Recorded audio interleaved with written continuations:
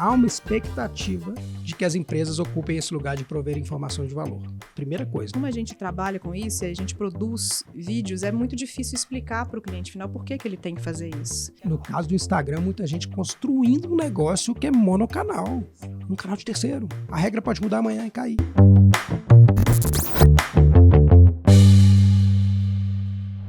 Olá, seja muito bem-vindo ao Deliberado Podcast. E hoje nós vamos falar sobre Brand Publish. Ai, que nome chique. E eu trouxe um convidado tão especial, gente. Mas antes, quero fazer o que eu faço sempre, que é a minha audiodescrição. Eu sou uma mulher branca de cabelos curtos. Estou vestindo cinza hoje nesse cenário preto que vocês já conhecem. E o nosso convidado, ele é professor, mestre em comunicação, em administração, formado em publicidade e ele tem feito um projeto incrível que no final a gente vai falar de alguns cases dentro dessa área de Brand Publish. Walter Romano, seja muito bem-vindo. Que honra ter você aqui. Que prazer, Ju. Vai ser Muito ótimo bom, conversar né? com você aqui. Quer fazer a sua audiodescrição? Posso, claro. Eu sou o Walter Romano, um homem de 48 anos, branco, cabelo curto, barba curta também, ambos grisalhos, com uma camisa, uma blusa de frio, como a gente diz em Belo Horizonte. Em Belo Horizonte? Blusa de frio? Branca e preta combinando com esse cabelo. Com esse cabelo lindíssimo, né? Isso aí. Valtinho, uma honra ter você aqui, porque a gente tá junto aí atendendo um projeto, que a gente vai chegar talvez num case dele, mas sempre que eu falo de Brand Publish, ainda parece um bicho de 7 cabeças. As pessoas acham que é branding só, que é só publicidade, que é só... Vamos falar primeiro o que é branding? O que engloba esse grande guarda-chuva do branding? Legal. O branding, a primeira coisa é não confundir com o desenho da marca, né? O branding é todas as experiências que a marca propicia nas suas interações com os públicos. Então, podem ser experiências visuais, verbais, a publicidade, o ponto de contato, o atendimento. Então, é um conjunto e cada vez mais complexo, né, nesse universo midiático que a gente tem e também até de negócio, que é cada vez mais digital também, não só presencial. Mas como você constrói a marca no longo do tempo. Então, é algo vivo, né, o branding. Então, essa E a estrutura. percepção do outro em relação a gente. Total. É isso. Não é só o que você quer projetar, né? Exato. É a sua capacidade de ser entendido pelo outro como uma marca que se posiciona, que conecta tem uma ou identidade não. de alguma forma. Dentro do branding temos, então, a tão aclamada pauta do Brand Publish. E o que é isso, cara? E por que isso é importante? Vamos primeiro o que é isso? Vamos lá, né? Vamos lá. É um nome É realmente difícil, esquisito, né? mas talvez porque não tem uma tradução literal no Brasil, né? Que seria a marca publicadora. Aí seria esquisito também definir isso. Primeiro que assim, ele é muito contemporâneo hoje, mas se a gente observar, ele é uma evolução de algo que já existe há quase mais de um século atrás. Assim, acho que o primeiro caso que o pessoal fala que tem é da John Deere, aquela marca de tratores, de equipamentos para o campo, que fez uma revista na época que chamava The Furrow, que acho que agora é um site, para educar o homem do campo, a pessoa que trabalhava de alguma forma com seus equipamentos, mas não falando dos seus equipamentos, falando de algo que era útil para eles naquele contexto de trabalho deles, agrícola e tudo mais.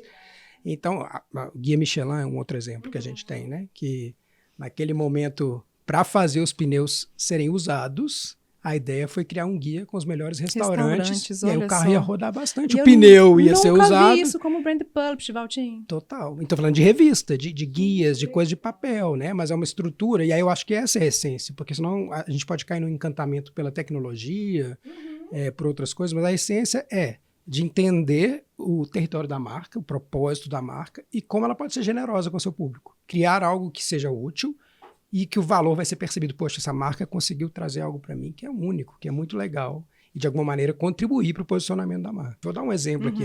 A gente, uma das nossas plataformas, a gente tem um portal, que depois também passou a ter um podcast, e a gente fez um evento, um prêmio.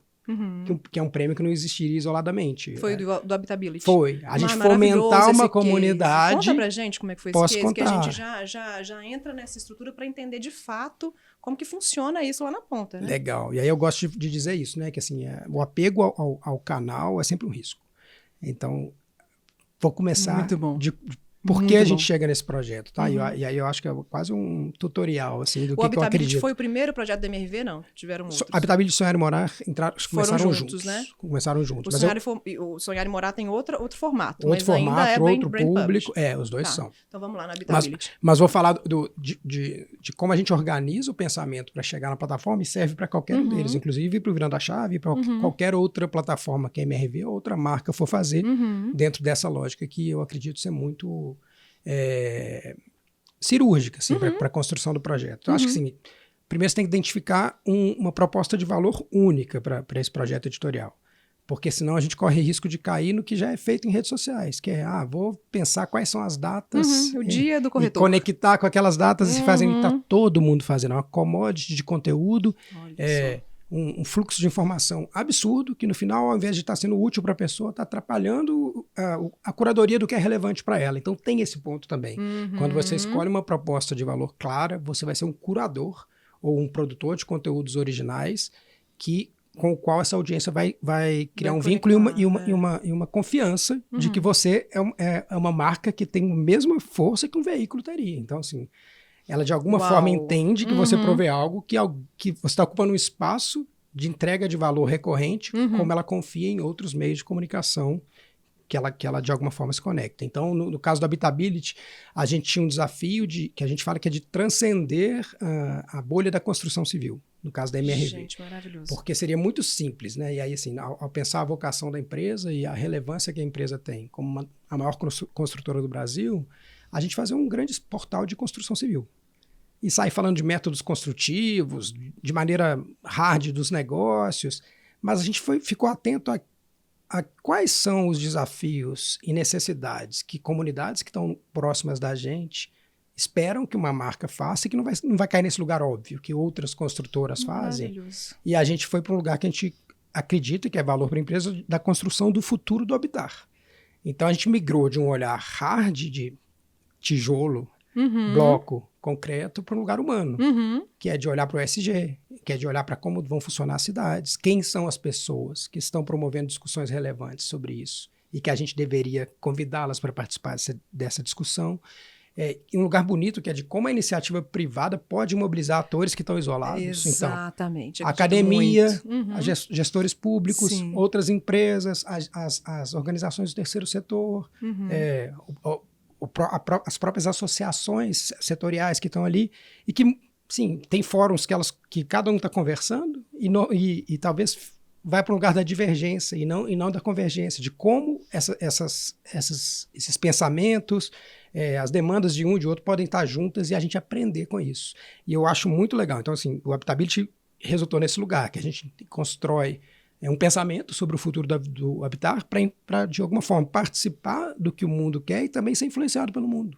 É de duas vias, é muito bonito isso também. A empresa aprende com as discussões que a gente faz ali. Sim. Então, é um lugar de inspiração, de educação e de muito relacionamento também. E aí vou puxar agora, porque senão talvez a gente não fale disso depois. Vamos lá. Tem um lugar muito legal em qualquer uma dessas plataformas de publish, né, nesses lugares editoriais, que é que a gente chama de diplomacia editorial, que é o que nós estamos fazendo aqui. Assim, eu estou me aproximando da Ju, a Ju está se aproximando de mim num contexto para gerar conteúdo, mas o vínculo nosso vai para outro lugar a partir do momento que a gente está fazendo isso. Então, assim, você permite que a organização, através de um lugar que propõe um valor que não é só de venda, só de negócio, mas de uma conexão baseada em conteúdo, em interesse comum, possa estar se conectando e se conhecendo e construindo coisas novas depois. Você abre uma nova porta. Exato. Então, é um lugar inteligente de relacionamento. Claro! Porque de todas as formas de relacionamento que você vai fazer, a de conteúdo é muito nobre. E assim, você faz a pessoa estar num lugar diferente, poder trazer suas ideias, poder ouvir e debater, enfim, você cria um legado para aquela pessoa. E nesse momento a gente também pode trazer até um concorrente para debater. Total. Que é super... Aí, um outro ponto, eu acho uma forma, porque eu fiquei pensando algumas como coisas, a gente vai como falar, eu vou trazer elas para cá. E essa para mim é muito boa. E assim, uma das uma das premissas que as pessoas veem no publishing, a gente vê isso sendo muito dito, é que o publishing é um lugar de autoridade da marca. De maneira sucinta, se escuta muito isso. E isso me incomoda um pouco, sabe? Vou dizer por quê. Porque do autoridade para um lugar de hierárquico, de cima para baixo, eu sou autoridade, aprendam comigo. É muito e aí tênue a autoridade virar algo mais ligado ao autoritário. autoritário, é um risco muito grande. E sutil, assim, mas da forma que você constrói isso. E a gente tem tentado construir esse pensamento de publishing sempre num lugar mais horizontal. Então, a marca é parte das conversas. Ela não tem um peso maior. Ela habilita as conversas, participa, convida, e esse movimento é muito mais rico do que ela fazer isso isolado. É rico em termos de repertório, de poder trazer mais gente e das pessoas entenderem que aquilo ali faz sentido ser parte de diversidade, diversidade humana, diversidade regional, de ideias, enfim, uma forma de criar algo que talvez ninguém esteja fazendo. Por isso, volta na ideia de uma proposta de valor única. E aí eu fiquei pensando, então é uma autoridade com pluralidade. E no final eu cheguei a um resumo que para mim faz muito sentido. Assim, estava pensando nisso essa semana. É autoridade com alteridade. Porque a autoridade que você acha que está construindo sua identidade só existe na interação com o outro. Né? Então, se não tem um outro para te ouvir, você para ouvir ele, a sua identidade se constitui nisso. Sozinho você não é nada, você acha que você é, né? Então, assim, para mim, o lugar mais nobre é você conseguir construir ideias de publishing que lá na frente você fala assim, tem autoridade, legal, mas tem alteridade também. É de muita gente junto ali fazendo aquilo, ainda que seja da marca também. E eu falo assim que a escolha dos meus convidados tá aí. Não podia ser alguém que falasse só da marca sem ter alma, cara. Então tinha que ser Walter Romano falando aqui. Mas assim, fico pensando que a gente agora migrou de entender brand publish, que pode ser várias coisas, e a gente agora foi para esse veículo, essa mídia, como é que a gente vai chamar, que é o YouTube como um canal. E tem uma figura muito importante nessa estrutura toda, claro que é o cliente, nesse caso a gente está falando da MRV, mas a escolha do host. Porque se esse cara não conecta, ele não traz, ele não abraça, esse canal vira ele não entendeu. Sim. Né? Então, como é que vocês pensam nessa estrutura? Como é que eu vou escolher quem é que vai falar sobre essa pauta aqui hoje? Ou essa pauta por um longo tempo? Porque o host pode mudar também nos projetos, né? Nossa, assim... Nesse caso é o Pacete, né? No Habitability é o Pacete, enfim. No Virando a Chave é o Thiago ali. Então, eu acho que não tem uma fórmula, mas eu acho que... eu acredito, mais do que acho, que a gente tem que acreditar que aquela pessoa vai contribuir de alguma forma, porque ela não vai ser exatamente a persona da marca, mas ela é alguma persona que contribui para que aquele diálogo flua de uma maneira interessante, né? No caso do Pacete, por exemplo, no Habitability, a gente já tinha o portal, que já funcionava acho que há 1 ano, então num formato essencialmente de texto e imagem, com muitas entrevistas. Portal-site mesmo. Portal-site, Vamos pensar que é como se fosse o UOL da MRV para falar de um lugar, um veículo de comunicação falando do futuro do habitar pela MRV, né? Que não fala sobre a MRV. Isso é um ponto muito legal. Isso é legal. Isso é um ponto muito legal. E aí tem a ver com a estratégia, tá? Quando a gente desenhou, é uma ideia, né? Você não sabe como é que ele vai rodar, como é que vai ser a adoção do público e dos convidados para participar disso. Esse lugar de legitimidade para que alguém queira dedicar seu tempo para estar junto, sobre uma pauta, participar do conteúdo. E nesse território que a gente estava querendo, é gente que tenha profundidade, são pensadores do futuro, engenheiros, arquitetos, urbanistas. Não é algo superficial, uma opinião rápida, né, de rede social, é algo que você precisa ter credibilidade junto. Então, tinha o portal que, ainda que trouxesse pessoas, ele não tinha uma figura humana. E aí também vem uma outra necessidade desse mundo contemporâneo das marcas, né? Em 2024 é muito desafiador você ter uma marca que não tem rosto. E aí o publishing, principalmente quando a gente carrega podcast, videocast, é uma hora de você trazer pessoas que vão gerar mais conexão nesse olho no olho e de alguma forma fazer a marca descer esse pedestal sagrado que vinha da publicidade e fazer conversa, em vez de fazer coisas imperativas, persuasivas apenas. E a gente olhou... no caso do Habitability, quem poderia ser uma pessoa que traduzia várias coisas para nós? Então, assim, o Pacete é um cara que tem uma trajetória admirável e talvez o público não conhecesse, mas a gente conhecia. Então, um grande comunicador. Saiu da periferia, aprendeu muito, sabe muito de inovação, de tecnologia, virou uma referência para os principais CMOs e CTOs do Brasil. A gente falou, cara, que cara incrível.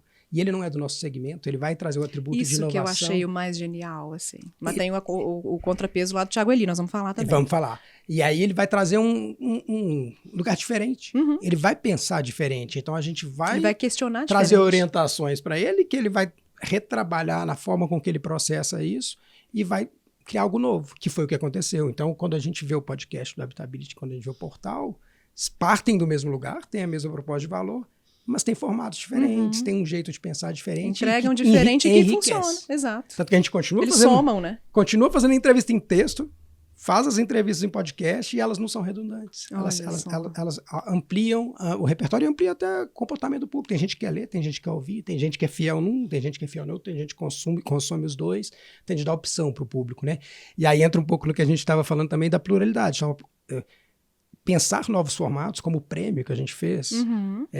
A gente fez um encontro fechado no Rio de Janeiro, fechado no sentido positivo, restrito para pouca gente, para discutir um projeto da companhia que a gente precisava de pluralidade, como eu falei, então precisava de gestão pública, alguém da comunidade, alguém de urbanismo, alguém da empresa, para juntos chegarem numa solução para uma evolução de um projeto que a gente estava fazendo, e a gente brincou que foi um encontro habitability. Olha, então a gente poderia ter momentos de negócio que tem a característica da proposta de valor de uma plataforma editorial e que poderiam estar funcionando recorrentemente no Brasil inteiro, a serviço de uma coisa muito grande, que é da transformação que aquele projeto editorial poderia fazer, né? Então, assim, não é só a mídia. Você tem uma visão do que aquilo pode ser e, obviamente, o apetite da organização, às vezes de recursos que você tem, você pode levar ele para muito longe, construir algo muito rico. E a gente está falando do Pacete que a gente trouxe. Adorei. Que bom que você está aqui falando disso comigo. Porque, realmente, como a gente trabalha com isso e a gente produz vídeos, é muito difícil explicar para o cliente final por que ele tem que fazer isso. E você tá trazendo luz aqui para mim. E aí, voltando nisso. Aí falamos que Pacete era um cara que não era desse lugar de fala da construção, né, e tudo. E aí ele veio e abraçou essa história. E aí vocês criaram uma outra história que foi virando a chave. E aí eu achei de uma genialidade que a gente resolveu colocar alguém de dentro. A gente colocou o VP da MRV como o host desse podcast.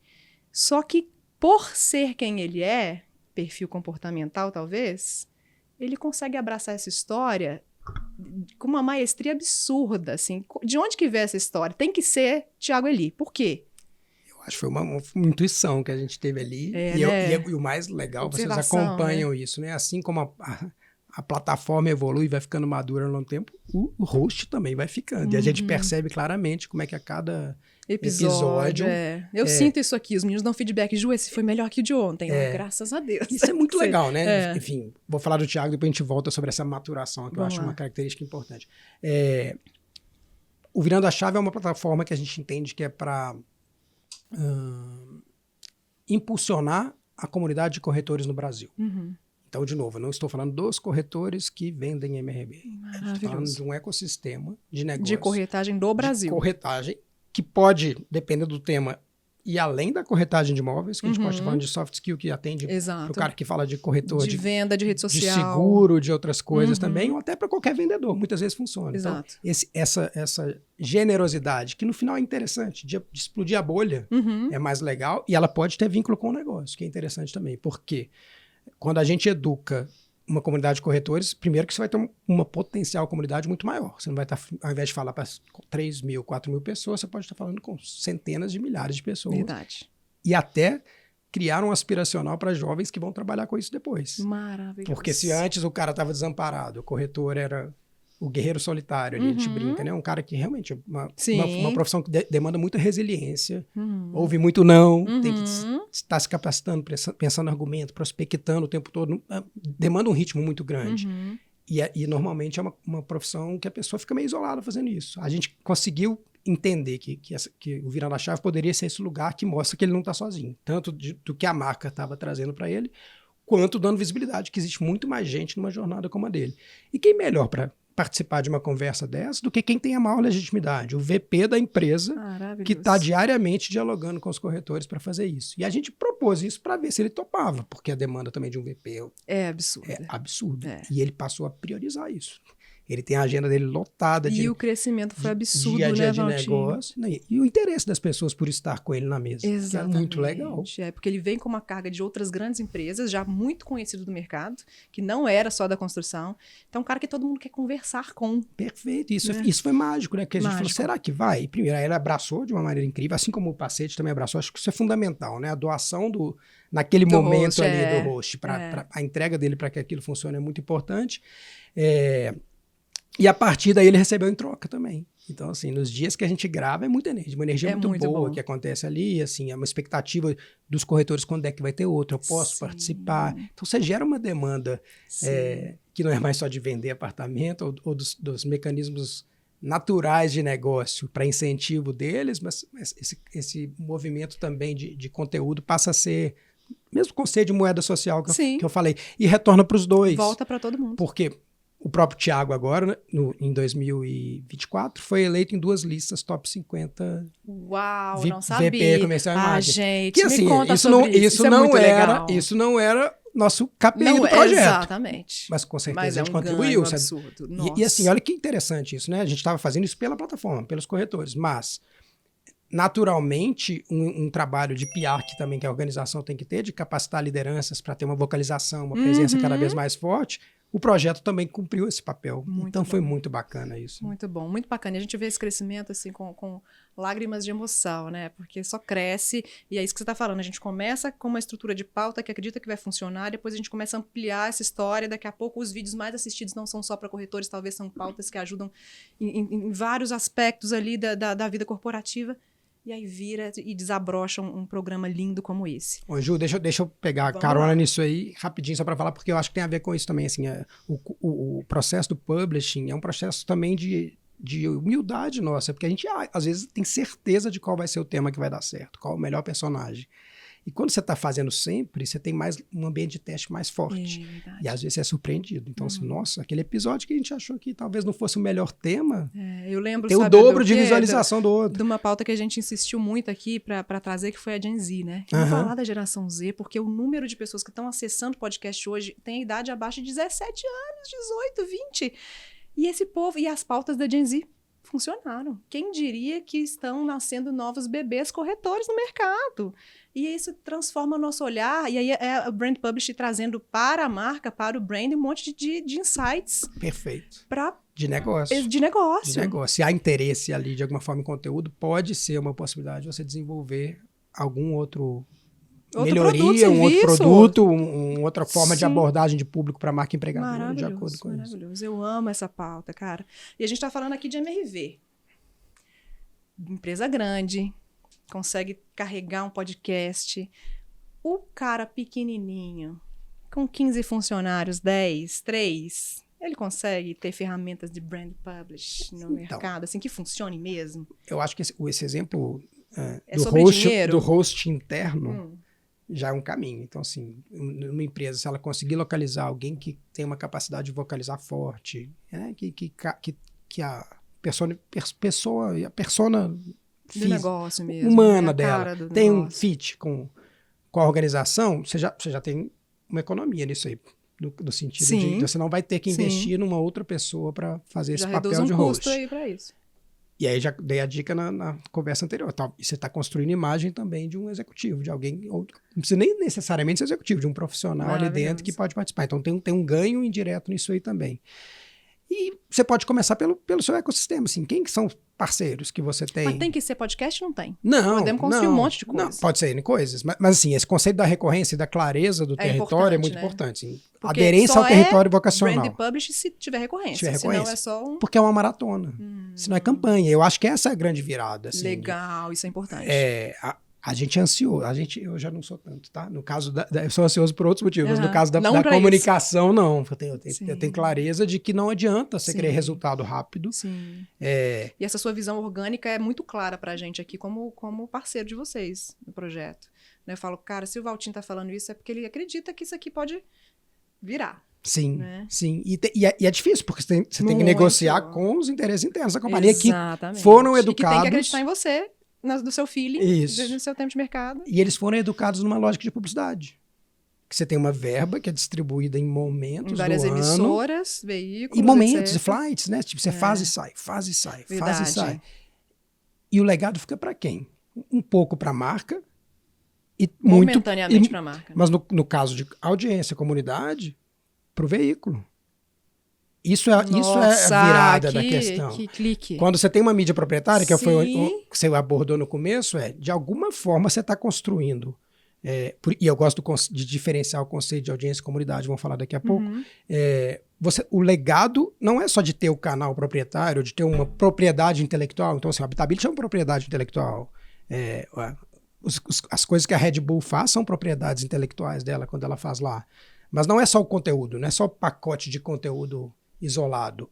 É um conjunto de pessoas que acreditam naquilo e que vão continuar acompanhando aquilo em qualquer canal que você fizer. Se o canal for seu, maravilhoso, você tem mais domínio das interações que você vai fazer, sim, mais métrica, mais coisas para analisar, mais visão de como evoluir isso depois. Quando é no canal de terceiros, ficou para a Globo, ficou para a SBT, ficou para as plataformas E quanto mais generosa é a sua pauta no seu próprio canal, mais você tem esse alcance. E aí, assim, aí entra o primeiro ponto, né? Dificilmente você vai ter métricas do tamanho de uma Globo. E, na verdade, qualquer mídia hoje já está mais difícil. O desafio do que era a Globo e do que vai ser hoje. Sim. As coisas são mais pulverizadas. Então, você pode entender que a natureza das plataformas que você está construindo para sua marca podem ser de nicho. E aí conecta, seja na MRV pensando do tamanho dela, seja numa pequena empresa. Maravilhoso. Para uma empresa que tiver ali 200, 300, 400 pessoas que de alguma forma estão fidelizando e acompanhando aquilo, isso é muito interessante. Reduz o custo de aquisição da atenção e de um processo de convencimento, seja em qualquer segmento que ela atue depois, posterior. E aí eu vou entrar no que eu falei de diferença de audiência e comunidade. Isso, quero saber. A gente também foi educado num contexto de que quero impactar X pessoas. Uma coisa quase meio desumanizada, no máximo, com alguns atributos demográficos para trazer ali, mas quem são essas pessoas? Não importa, vou dar um tiro ali e vamos ver o que acontece. Hoje você consegue ter uma relação direta com as pessoas, nessa desintermediação, quando você tem um canal próprio, né? Então você fala com as pessoas. Aí quando a gente constrói uma newsletter junto, é um KPI para nós também, cresceu o número de assinantes da newsletter. Que aí a gente fala, poxa, de todo mundo que viu, esses aqui deram um opt-in, fala, cara, eu quero continuar acompanhando vocês. É o cara fiel que está ali do lado da gente. E aí a gente fala, essa é a comunidade forte nossa. Então, deixa de ser audiência. É alguém que é relacionamento mesmo. Apertou a mão e falou, cara, tamo junto. Endosso o que vocês estão fazendo e tamo junto. E é uma construção muito bonita, assim. A gente recebe, além dos números, que nesse funil grande, né, de visualização, até quem assina uma newsletter para estar sempre com a gente, e-mails maravilhosos de feedback. Então, semana passada, no Habitability, uma professora aqui do FMG falou, olá, pessoal, eu queria dizer para vocês que eu adoro o Habitability e uso as matérias na sala de aula. Eu falei, meu Deus. Acabou, ganhamos. Quando você imagina que um conteúdo originalmente produzido no contexto de marca vai ter credibilidade. Vai pra academia com credibilidade. Na UFMG, numa escola de arquitetura e urbanismo. Eu falei, que legal, olha o que a gente está construindo, sabe? Que bacana E pensando em publicidade, tá indo junto com a nossa marquinha lá. Esse cara possivelmente vai ser um fã. E do tamanho certo. Um lover da nossa marca. Não é a marca gritando, é a marca, isso aqui a marca está apoiando e as pessoas gostam de marcas que apoiam movimentos que são relevantes. A gente pode falar que essa é a nova comunicação? Esse é o novo, eu acho que ela não funciona sozinha, né? Eu sou muito entusiasta e sempre tem que ponderar. Não dá para destruir tudo e manter. As coisas não vão viver só do publish. Porque no final das contas a gente tem que vender. Porque você precisa de visibilidade. Para falar que lançou um produto, porque senão ninguém sabe. Você precisa de alcançar públicos grandes em alguns momentos, tal, mas criar reservar esse lugar para a comunidade. E assim, se a gente pesquisar a comunidade nos principais eventos que a gente for, do Hotmart, que aconteceu agora aqui. Você foi um speaker, né? Muitas vezes, esse ano não, foi ano passado. Né? Mas que muitas vezes vem da marca pessoal que constrói a comunidade e deixa de ser um produtor de conteúdo para ser um empreendedor que vai fazer produtos físicos depois. É o movimento Boca Rosa é um exemplo disso, mas a lógica é essa, né? O creator que vira empreendedor de negócio depois e a marca agora fazendo o contrário. Assim, eu parto do negócio. Como é que eu inverto essa lógica para eu me tornar creator também, conseguir mobilizar a comunidade e não ser visto como alguém que só provê produto e serviço? Uau, alguém que gera recorrência e o conteúdo. E muito no nosso negócio, por exemplo, cara, as pessoas não vão comprar apartamento quantas vezes na vida, né? O indicador que eu acho que a gente tem é 1,4 vezes no máximo que a pessoa compra, assim, em média. E como é que eu vou ter contato com esse cara se eu não tiver boas estratégias e o conteúdo é uma delas para fidelizar ele? E aí vou falar da terceira plataforma, que eu acho muito interessante ela também, que é o Sonhar e Morar, que a gente trouxe para o lugar de apoio da pessoa numa jornada do mau sonho. Que assim, a gente entende que o nosso negócio entrega apartamentos acessíveis, mais de 500 mil chaves entregues. Então essa máquina de construir sonhos, né? e entregar esses apartamentos para a sociedade, tá ligado? Mas Poxa, o cara tem dúvida sobre como se planejar financeiramente, o que é um ITBI, o que é juros de obra, quais escolhas ele pode fazer no pré, no pós, como que você forma um condomínio. Um cara que nunca morou num prédio e ele vai ter que construir um condomínio, eleger um síndico. Então a gente capturou isso, falou, cara, por que não nós sermos a marca que vai ajudar o cara a entender essas coisas? Então a gente foi aprendendo com esse mundo. E esse canal foi muito copiado no mercado, né? As outras empresas começaram a também trazer essas histórias. Isso. Né? Mas tá tudo bem. Enfim, e é ótimo, exato. Mas a gente entende que como marca, o consumo consciente, a educação faz parte do nosso negócio. Maravilhoso, muito bom. E aí a gente voltou para trazer sempre aqui, que a gente gosta, porque a gente tem um público aqui de empresário, né, e pequenos empresários, muitos. Existe uma etapa, assim, ó, a primeira coisa para pensar no Brand Publish é isso, e depois você passa para cá. O que você aconselha para esse pequeno empresário que está assistindo a gente aqui? Vamos lá. Depois a gente vai dar dica para a galera do marketing que está doida para fazer Brand Publish e as empresas não deixam. Tá bom. Para começar, eu acho que a gente tem que ter atenção a essa confusão de redes sociais e mídia proprietária. A gente vê o que está acontecendo no Twitter agora. Pode acontecer em qualquer rede. Cara, eu vi um comentário seu no LinkedIn ali que eu falei, é sobre isso. Isso não era seu, você usava aquela... A gente tá alugando espaços de terceiros e, no caso, achando que é nosso, no caso do Instagram, muita gente construindo um negócio que é monocanal. Exato. Um canal de terceiro. A regra pode mudar amanhã e cair. Amanhã. Pode ser comprado Acabou por um cara empresa. Exatamente. que é menos alteridade, mais autoridade, muda as regras. Pode ser... uma regulação, pode ser uma outra ferramenta, uma outra tecnologia que entra e substitui. Então, a gente tem que estar atento que deter a propriedade do canal, dos dados daquele canal, é algo interessante. Então, ainda que pequeno, pensa se você não está acreditando demais, né, em um lugar que não é seu para construir isso. Então, sim, o análogo, isso é ter algum site, tem alguma estrutura que também apresenta a sua empresa, que pode ter, no caso que se você vende e-commerce, e uma base de conteúdo, pode ser educacional, pode ser entretenimento, enfim, pode ser o que for, que faz parte dos interesses dessa comunidade. Aí tem um ponto legal, né, que é aristotélico. Então a gente fala de coisas novas, mas pensando no passado. Então, Aristóteles falava que vocação é a junção dos seus talentos com as necessidades do mundo. E eu acho que isso se aplica na construção dessa proposta de valor de um projeto editorial. Excelente. Que talento você, organização e as pessoas que estão ali dentro têm, que tem convergência com as necessidades de uma potencial comunidade que está no seu ecossistema. Mira nesse lugar. E aí, claro, se não tem verba, faz a mais barato possível. Texto, entrevista, uma newsletter. A newsletter voltou. Total. A newsletter voltou, gente. E a gente está tão cansado dessa mídia de vídeo, de foto inteiro, que na hora que você recebe uma newsletter, você quer ver, né? E é curadoria. E aí, não é e-mail marketing, é newsletter. A gente tem que ter atenção a isso. Não é entuchar, compre agora pro cara. Sim, é como o cara que vai receber na periodicidade que você conseguir, semanal, enfim, algo que é relevante para ele. E o cara fala, poxa, aquela empresa legal, sabe muito disso. Fala de um jeito interessante, né? E se posiciona de uma maneira que é importante para mim na minha vida. E, Valtinho, quando a gente tem, agora a segunda pergunta que eu fiz tudo junto, né? De tanta empolgação aqui. Quando a gente tem um marketing lá que está lutando com a empresa para falar, cara, Brand Publish é uma estratégia maravilhosa, se ela é bem feita, ela traz resultado, aí traz os seus cases, olha aqui a MRV, como é que está crescendo, que tem alcance. Como é que ela traz isso para o gestor, para o C-level, para o líder, e fala, funciona? O que você sugere, assim, para esse profissional que está lá desesperado para ter uma estratégia como essa? Beleza, vamos lá. Pode ser desde um lugar de leitura de contexto. A gente tem hoje um mundo de muita desinformação. E quando a gente olha a pesquisa da Edelman, né, que é a pesquisa que eles fazem anualmente, o Trust Barometer, que é o indicador de confiança, as pessoas colocam as marcas, as empresas, como vetores críveis. Há uma expectativa de que as empresas ocupem esse lugar de prover informação de valor. Primeira coisa. Então, tem um lugar técnico, dados, né? Toma aqui, global dados. E Brasil que você consegue mostrar isso. Então, nesse caos de polarização, de rede social, confusão, uma curadoria, um algoritmo que você não entende muito bem como é que está escolhendo o conteúdo, marcas podem ser alguém que você olha e fala, tá, sobre tal coisa eu confio naquela marca. Então, tem um lugar aí de novo da autoridade do bem, que eu te falei ali. Adorei.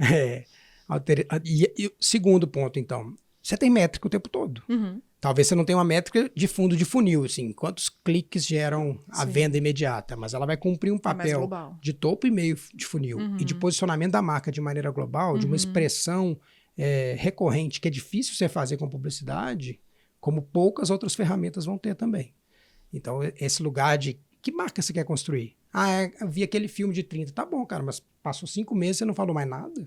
Nunca mais apareceu. Como a gente constrói algo que mantém essa marca viva igual as pessoas são vivas? Aí vai para esse lugar que eu falei da humanização. Há a expectativa das pessoas que marcas sejam como pessoas, que consigam promover conversas e participar de conversas de um jeito legal, que tenham posição, opinião e de alguma forma mostrem que não estão ali em cima do muro, né? Meio mornas. É sobre afeto, né? Então, a marca que constrói algo relevante vai tocar o coração das pessoas de alguma forma. Amiga, eu acho que a gente tem muita pauta para a gente trazer várias outras informações aqui para o público. E, infelizmente, nosso horário está assim, que a gente tenta manter entre 35 e 40. E nem passei para a segunda folha aqui de perguntas. Mas quero já jogar lá para o livro e filme. Cara, eu acho que a gente tinha muito o que conversar aqui. Às vezes fazer até 2 blocos, mas enfim, vamos fazer isso no próximo. Livro e filme que você separou pra gente, Poxa. É dentro da área, não é dentro da área? Pode ser no final sobre tudo vida. é dentro, né? Porque eu acho que tudo que eu leio de alguma forma vai ser Tem a ver com processado isso. em como eu expresso meu trabalho. Mas eu trouxe 2 que a princípio eu achei que não tinham a ver e no final tem a ver. E são os 2 mais recentes que eu consumi de alguma forma. Livro. O Perigo de Estar Lúcida, de Rosa Monteiro, a escritora e jornalista espanhola, que fala sobre a criatividade, a expressão criativa, principalmente literária, no caso dela, então, quando a gente quer, de alguma forma, expressar ideias por texto, e a correlação disso com a inquietude mental.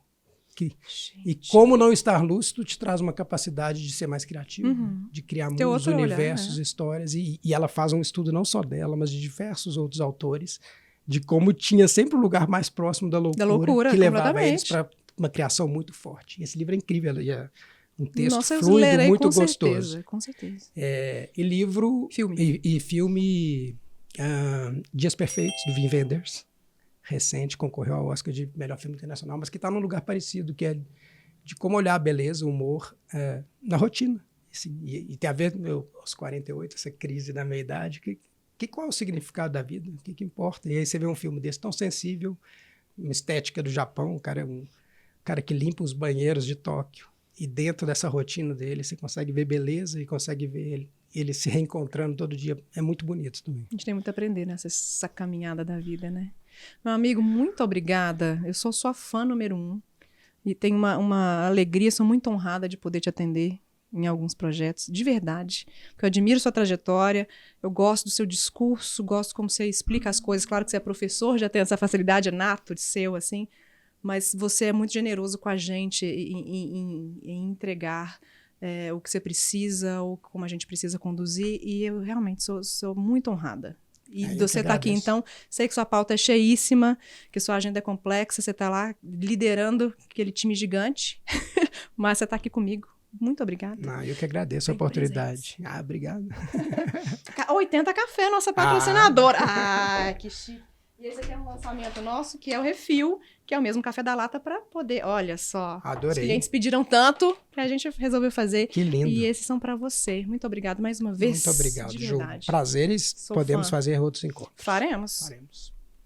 Gente, que delícia esse papo com o Valtinho aqui. Esse cara que a gente admira a trajetória e conseguiu traduzir essa questão do branding publish, que é de forma como a gente não conseguia. Foi palpável aí para você? Mudou o seu mindset de alguma forma? Espero que sim.